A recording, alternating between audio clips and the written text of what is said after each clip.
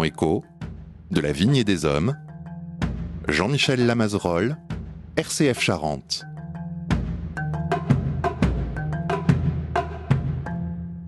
Bonjour à toutes et à tous, bienvenue dans De la Vigne et des Hommes, de la Vigne et des Femmes, puisque aujourd'hui nous avons la chance d'avoir Françoise Barbin-Lécrevisse, qui a été longtemps une chroniqueuse chez nous dans Chronique Saveur sur notre antenne d'RCF et dans d'autres endroits, elle va nous en parler. Et aujourd'hui pour cette émission De la Vigne et des Hommes, nous allons parler d'un accord cognac.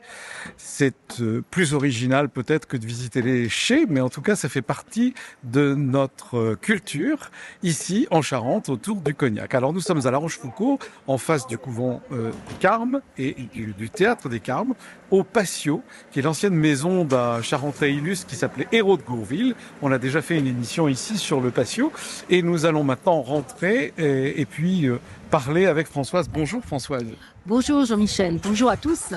Alors c'est gentil d'être venu jusqu'à La Rochefoucauld, mais on s'est dit que comme on n'avait pas de vigne à visiter, ni de chais à voir, pour parler de votre livre, ça serait bien de le faire dans un endroit qu'on aime bien et qui est un endroit pluriel, puisqu'ici on fait des concerts, de la culture, des conférences, on vend des livres, on peut manger et on peut donc à la fois lire et à la fois faire des recettes. Oui, c'est vrai que c'est un endroit absolument exceptionnel. Hein. Vraiment, on a toutes sortes de choses ici. Et puis, il y a des livres aussi, donc ça tombe très bien. Oui. Alors, on va faire un tour et on remercie Valérie Limoges de nous accueillir. Pardon, Françoise, je passe devant vous. Voilà, on est dans le couloir. On va tourner tout de suite à gauche dans la partie librairie afin de découvrir aussi votre livre, Françoise. Donc voilà, il y a deux pièces, une maison, on dirait une maison de maître, avec un grand couloir d'entrée, et puis 4 pièces de chaque côté du couloir en enfilade, et à la fin, on tombe sur la cour avec un très joli patio avec des balustrades classiques, puisque nous sommes à l'époque de Louis XIV, en gros, là, pour cette maison. Alors, revenons à vous, Françoise, et on va parler de votre livre, qui s'appelle Petit traité du cognac aux éditions du Sureau. Mais avant, j'ai dit que vous aviez fait des chroniques chez nous.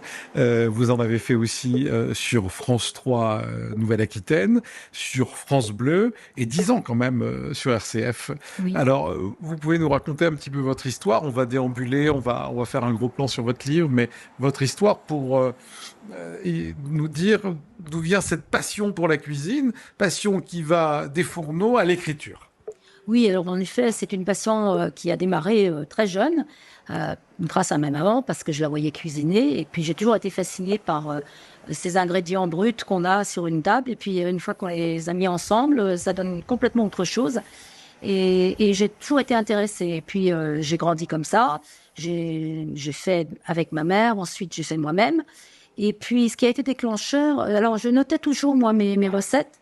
Et surtout, quand je réalisais une recette d'après un livre et que je la modifiais un peu, je crois qu'on fait tout ça d'ailleurs, hein, on ajoute notre touche. Et moi, ce que je fais, je marquais toujours la différence que j'apportais à cette recette. Et au fil des années, il y a eu un élément déclencheur, c'est qu'une amie m'a poussée à me présenter un concours qui était organisé par la chaîne d'hôtels Sofitel et le Figaro Magazine, et qui s'appelle le Trophée des amateurs gourmands. Et puis, il s'est trouvé que, enfin, je voulais même pas envoyer de participation, je ne voulais pas dans ce concours. Et puis, finalement, je l'ai fait, elle a tellement insisté, et j'ai été sélectionnée. Je suis allée à Lyon pour réaliser ma recette qui avait été sélectionnée.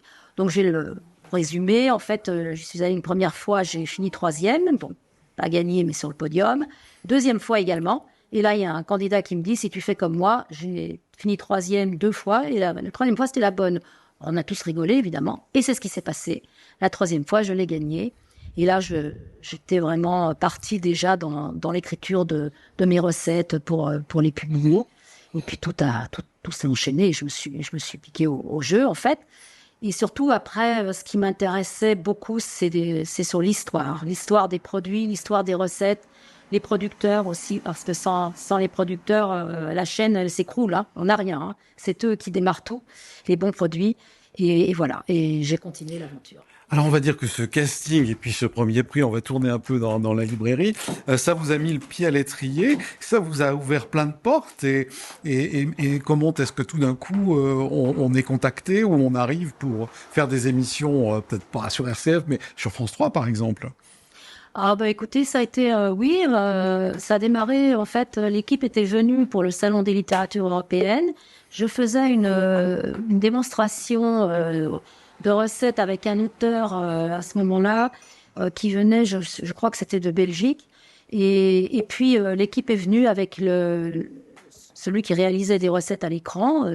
Il est venu avec moi, c'était absolument adorable. Il m'a aidé à manipuler ma démonstration, les casseroles, etc.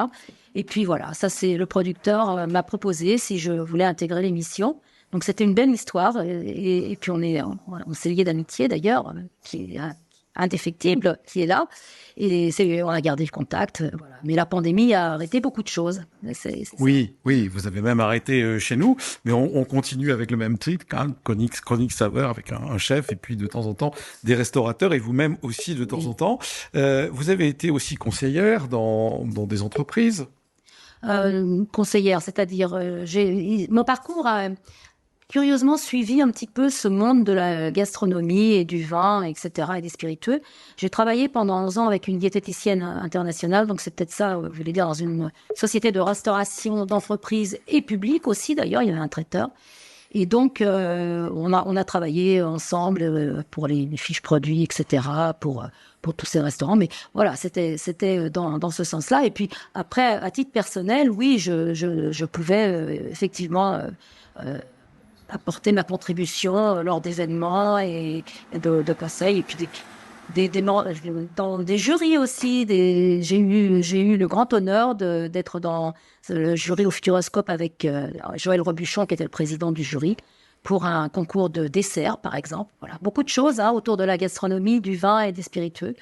Oui, parce que je sais, Françoise, que vous êtes modeste, donc, mais ça nous permet simplement de situer qu'à partir de cet amour de la cuisine et des recettes de la grand-mère, de la maman, etc., et puis je vous vois assez studieuse à noter les choses et à voir les différences, eh bien, ça vous a amené là où vous êtes aujourd'hui, à faire partager simplement, mais fortement, votre passion pour la cuisine, votre passion pour le territoire également. Oui. Et vous savez le faire rayonner. Vous avez écrit aussi pas mal de bouquins. Oui, enfin, celui-ci, le dernier, avec les traductions en anglais de certains, on va dire que c'est après une quinzaine d'ouvrages, peut-être un petit peu plus. Et toujours autour de la cuisine? Oui, alors, comme je disais tout à l'heure, la cuisine, mais beaucoup l'histoire, j'intègre beaucoup l'histoire. D'ailleurs, ce dernier livre, c'est le cas, l'histoire du cognac. Et puis, à l'intérieur, il y a une touche de gourmandise, donc il y a des recettes, mais l'histoire aussi, ou des recettes ou des produits qui font la recette. Bien, alors on va le voir ici, ce petit livre, bouquin, c'est pas péjoratif quand on dit ça, qui s'appelle Le Petit Traité du Cognac. Alors c'est le Petit Traité du Cognac et vous nous parlez de nourriture. Alors comment vous avez voulu l'idée d'abord et pourquoi ce petit traité et qu'est-ce qu'il y a dans ce petit traité?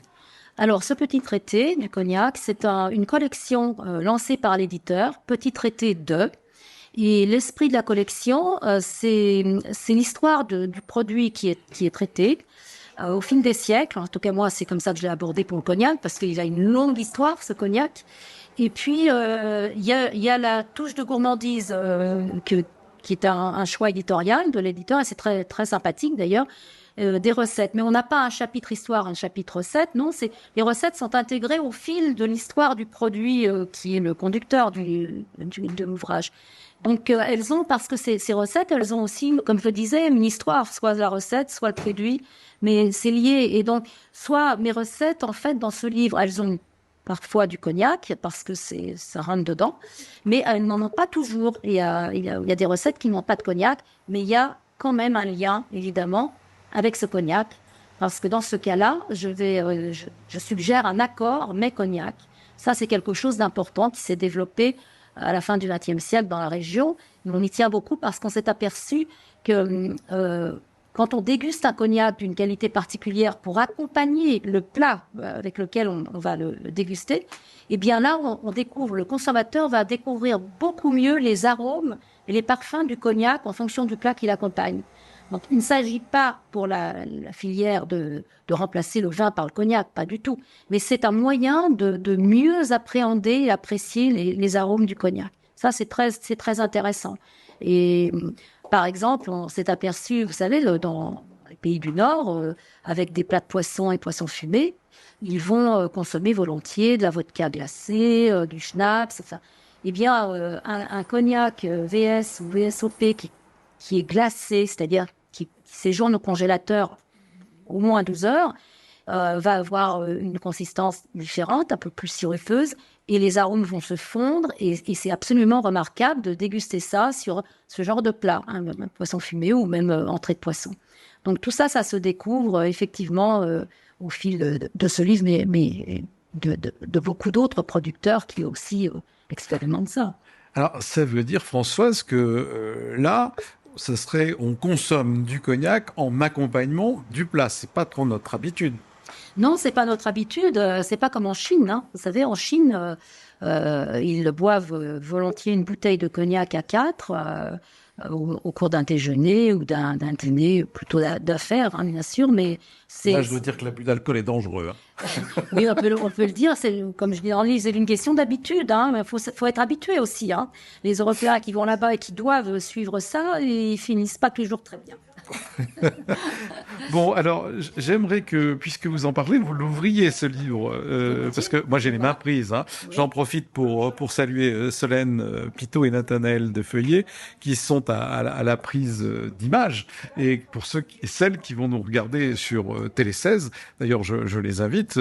Bien sûr, c'est une émission de radio, mais s'ils cliquent, eh bien, ils peuvent trouver, en tapant sur Télé 16 ou sur RCF même, le lien avec les images de l'émission. Comme ça, vous verrez le livre en même temps que l'émission. Donc là, vous êtes en train d'ouvrir le livre. Moi, je vois une carte, je vois des dessins. Oui. C'est un petit format, ce livre, avec un très joli papier. Parlez-nous du livre, faut qu'on le ressente. Oui, alors justement, c'est un livre, il n'y a pas de photos dedans, mais il y a des illustrations qui sont faites par Marie Ducombe. C'est absolument adorable, ces illustrations, elles sont très bien, on les voit, hein, là, voilà. Tout au long du livre, même des recettes, hein, elle a illustré des recettes en s'inspirant, enfin, elle a parfaitement compris la recette, c'est très intéressant. Crayonné en noir et blanc. Oui, et les recettes sont d'une autre couleur, ça permet de les identifier. Vous voyez, par exemple, là, on voit la couleur différente. Sinon, tout ce qui est texte, c'est en noir. C'est le principe de l'ouvrage. Et donc, on décline le cognac. J'ai démarré au 1er siècle, hein, parce que finalement, on a souvent écrit ou dit que c'était 3e siècle, mais il y a eu des choses qui m'ont prouvé que ça a démarré au 1er siècle. Donc, au 1er siècle après Jésus-Christ. Bien, écoutez, voilà. Vous gardez votre livre à la main. On passe à côté des bouteilles de cognac ici et même du vinaigre, parce que vous parliez de vinaigre aussi tout à l'heure. C'est pas non plus très pénible. Le vinaigre de Pinot, c'est voilà. Excellent. C'est fait par Françoise Fleuriet à Rouillac et c'est remarquable. Elle fait pas que ça d'ailleurs. Elle fait que des bons produits et ça va très bien dans les recettes. Alors, encore une fois, je passe devant vous pour aller dans une autre pièce où on trouve, qui est l'ancienne cuisine de cette belle maison et où on trouve des livres du monde entier.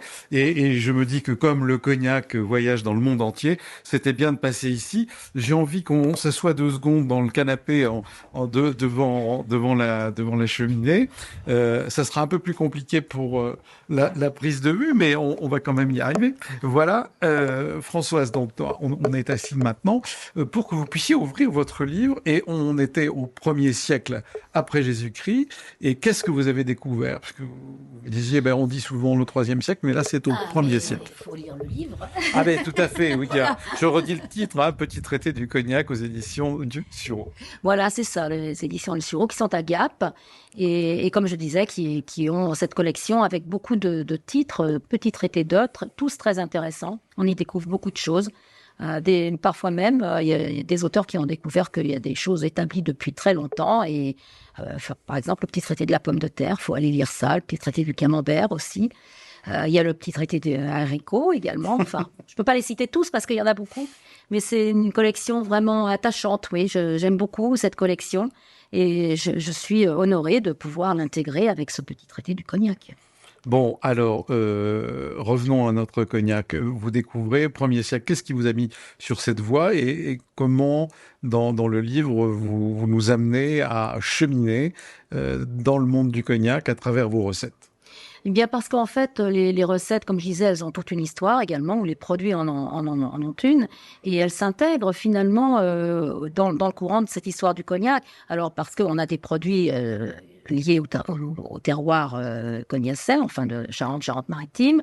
Par exemple, on a les huîtres, on a les moules, tout ça, ça a une histoire, j'en parle dans le livre, selon les siècles. Et puis, évidemment,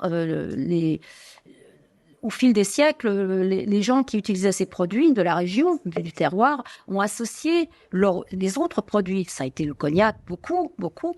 Toujours d'ailleurs, le pinot aussi. Donc ça a une histoire l'histoire est liée en fait, mais pas toujours. Par exemple, il y a des produits qui sont nés dans dans une autre région de France, mais qui bizarrement se sont retrouvés intégrés en Charente avec le cognac parce que ça allait très très bien. Donc c'est assez amusant de voir cet éventail ou de recettes ou de produits qui jalonnent l'histoire du cognac jusqu'au XXIe siècle où nous sommes, et ça continuera. Après, 22e, il y en aura Oui, d'autres. ce que je sûrement. comprends, c'est que ces produits qui ne sont pas d'emblée d'ici ont trouvé leur place ici, avec le cognac. Oui, alors la plupart sont vraiment liés au terroir ici charentais, bien sûr, mais il y en a d'autres, oui, oui. Alors moi, ce que j'aimerais, parce que ça illustre les choses, c'est des petites anecdotes ou une histoire. Par exemple, moi, j'ai redécouvert en regardant votre livre et en parcourant les pages et les recettes que les huîtres de Marennes ont une histoire tout à fait particulière. Enfin, j'aimerais bien que vous nous donniez quelques anecdotes, parce qu'après, évidemment, il faudra lire le bouquin, parce que à chaque page, il y a Oui, une oui, histoire. absolument. Si vous voulez, les huîtres de Marennes, oui, c'est au XIXe siècle, il y a un cargaison qui avait pris des huîtres au Portugal, à Setúbal, et pour les livrer, mais dans le bassin d'Arcachon. Et puis, quand arrivé là, la tempête a commencé à sévir. Donc, le capitaine du bateau savait très bien que la passe d'Arcachon était très, très compliquée. Donc, il a préféré se réfugier dans l'estuaire de la Gironde. Et là, il s'est dit, je vais perdre la cargaison. Il a eu l'autorisation de balancer les huîtres, en fait, par-dessus bord. Et quelques huîtres, donc les portugaises, quelques huîtres étaient toujours vivantes. Et elles se sont reproduites. Et les courants marins les ont amenées dans le bassin de Marennes-Oléron. Et c'est comme ça, parce qu'avant ça, c'était l'huître creuse qu'il y avait dans notre région. C'était l'huître plate. Non, pardon. plate, oui. Est-ce que j'étais en train de réfléchir? Je me suis dit, alors, Oui, je la trouve déjà creuse, alors si elle était encore plus creuse, non, on touche le fond. c'était l'huître plate, qui est très recherchée d'ailleurs. Hein. Il y a des ostréiculteurs qui en font, mais c'est l'huître creuse qui finalement a pris la suite par ce naufrage. Alors, il y a plein d'anecdotes autour de ça.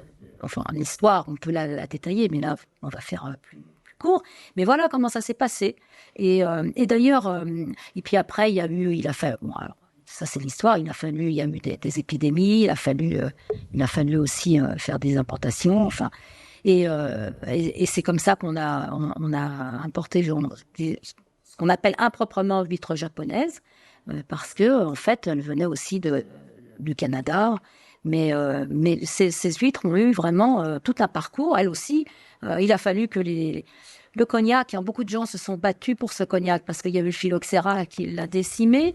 Et puis, ils n'ont jamais baissé les bras, tous ces gens-là. Eh bien, pour les huîtres, on peut dire que c'est pareil. Hein, ça a été porté à bout de bras, les ostréiculteurs. Il faut effectivement leur rendre hommage aussi, parce que ils ont, même maintenant, hein, parfois, ils doivent faire face à des soucis, ils peuvent pas vendre, voilà. Les moules, c'est pareil. On sait bien qu'il y a les moules de Bouchot, hein, les moules de Charon, qui sont vraiment une spécialité de notre région.